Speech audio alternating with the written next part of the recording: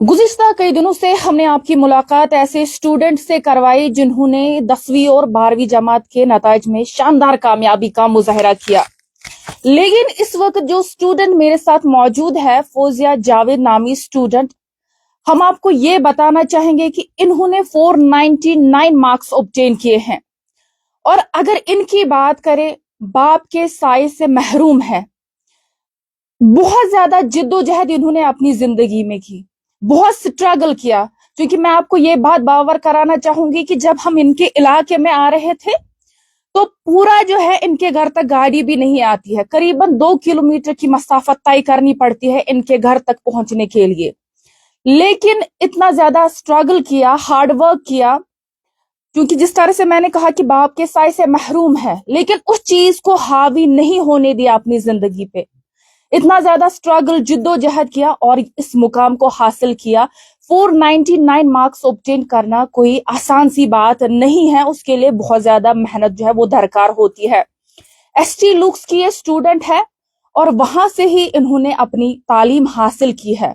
मजीद इनके साथ बात करेंगे, लेकिन मैं सबसे पहले आपको दिखाना चाहूंगी जिस तरह से हमने दिखाया कि जो स्टूडेंट्स है किस तरह से उनके घरों पे खुशियों का समा था और रिश्तेदार, अजीज व अकारिब उनके घर आते थे, उनको मालाएं पहनाते हैं या उन्हें मिठाइयाँ जो है उनके घर पहुंचाते हैं। तो यहाँ पे भी सेम वैसा ही माहौल है, सेम वैसा ही फिजा जो है वो कायम हो गई है। तो जिस तरह से आप देख रहे हैं कि यहाँ पे एसटी लुक्स के जो फैकल्टी है, जो टीचर्स है, वो भी आए हैं इसलिए ताकि ऐसे बच्चों की, जो ऐसे बच्चे हैं, उनकी हौसला अफजाई हो सके।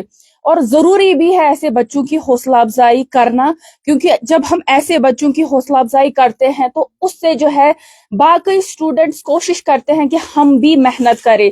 क्योंकि इस वक्त जो है तालीमी शोबे में लड़कियां जो है मैदान मार रही है, झंडे गाड़ रही है, और हमने ऐसा ही देखा कि कई सारी लड़कियों ने पोजीशंस हासिल की है। हमारे साथ मौजूद है फौजिया जावेद, इनसे बात करते हैं।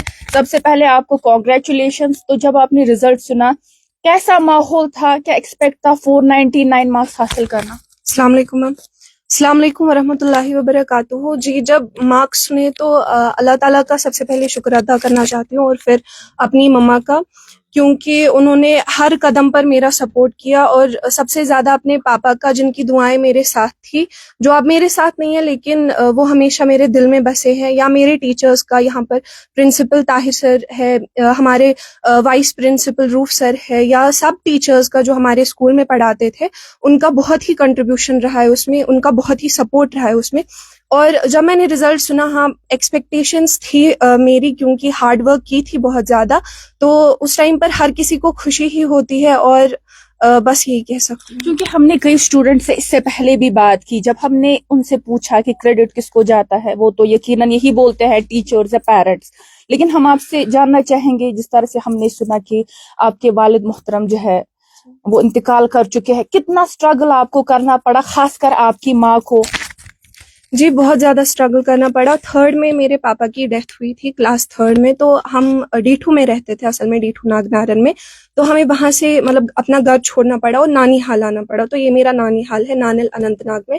लेकिन इस सफ़र के दौरान मेरी मम्मा का मेरे साथ बहुत ज़्यादा सपोर्ट था। हालांकि मेरे जो मामू है उनका भी बहुत ज़्यादा सपोर्ट था, और सबसे ज़्यादा सपोर्ट हमारे स्कूल के टीचर्स का था, चेयरमैन का, प्रिंसिपल का, वाइस प्रिंसिपल का। इन्होंने बहुत ज़्यादा सपोर्ट किया। इस वजह से मैं सेंट लुक्स को सिर्फ एक नाम नहीं मानती हूँ, बल्कि अपने दिल का एक टुकड़ा मानती हूँ, क्योंकि उनने बहुत ज्यादा सपोर्ट किया है। जिस तरह से आपने खुद बताया कि सैड लुक्स में आप पढ़ते हैं, तो वहाँ के टीचर्स की अगर बात करें, कितना मेहनत वो आप पे करते थे ताकि आप जो है कहीं ना कहीं वो अचीव कर सके?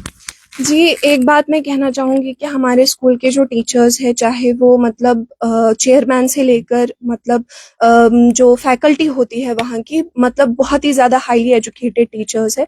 कोई भी टीचर हो, चाहे मतलब हर किसी सब्जेक्ट का, तो उन्होंने हम पर बहुत ज़्यादा मेहनत की। सिर्फ मुझ पर ही नहीं, हर किसी स्टूडेंट पर, हर किसी स्टूडेंट को इक्वल इम्पोर्टेंस देते थे, हर किसी स्टूडेंट पर इक्वल अटेंशन देते थे। लेकिन मुझे इमोशनली भी सपोर्ट किया, क्योंकि एक इंसान को होता है कि जब आपका साया सर से उठ जाता है तो इमोशनली भी कभी कभी वीक हो जाता है, लेकिन इन्होंने मुझे हर टाइम पर इमोशनली बहुत ज्यादा सपोर्ट किया। और सपोर्टिव नेचर है हमारे स्कूल में, पॉजिटिव इन्वायरमेंट था जिसकी वजह से मैं ये स्कोर हासिल कर पाई। तो क्या आपने कहीं से ट्यूशन भी हासिल किया था या सिर्फ स्कूल से ही पढ़ाई की थी? नहीं, मैंने सिर्फ अपना जो मतलब कंटेंट था वो सिर्फ स्कूल से ही लिया। मैं पूरी तरीके से स्कूल पर ही डिपेंड थी पहले से ही। मैंने प्री नर्सरी से लेकर 10th तक की पढ़ाई सेंट लुक्स कॉन्वेंट स्कूल में ही की है। तो हमें ये बताइए, आगे आप क्या करना चाहते, क्या बनना चाहते हैं? मेरा जो ड्रीम है अभी तो मैंने मतलब एज जो मेरा करियर है वो मैंने अप्रोच किया है इन मेडिकल।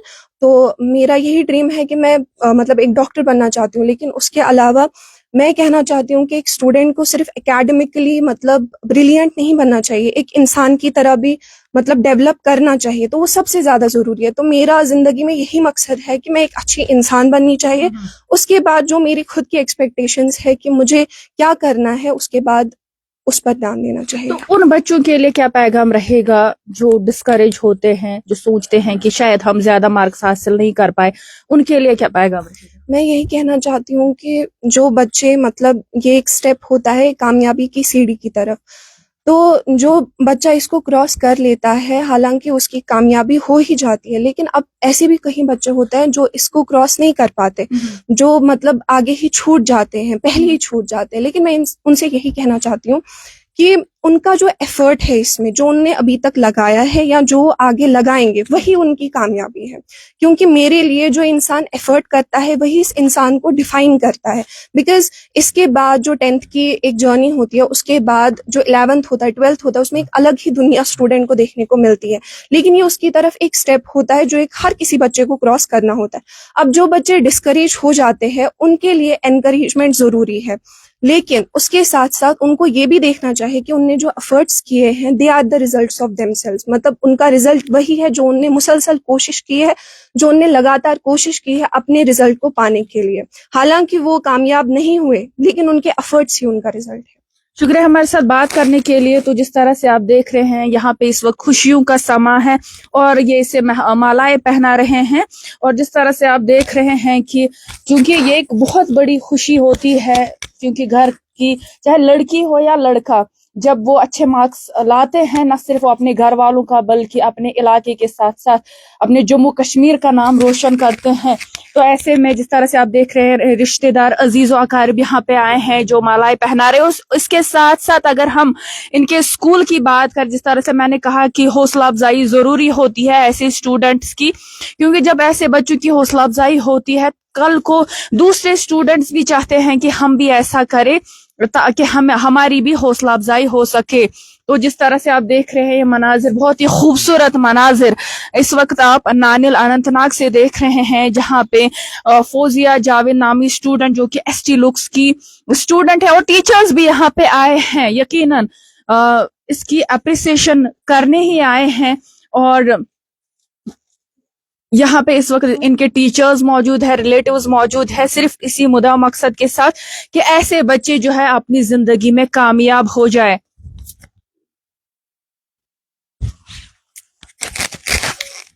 तो जिस तरह से आपने देखा कि Jammu Kashmir board of school education की जानिब से 10वीं और 12वीं जमात के नताइज का ऐलान किया गया।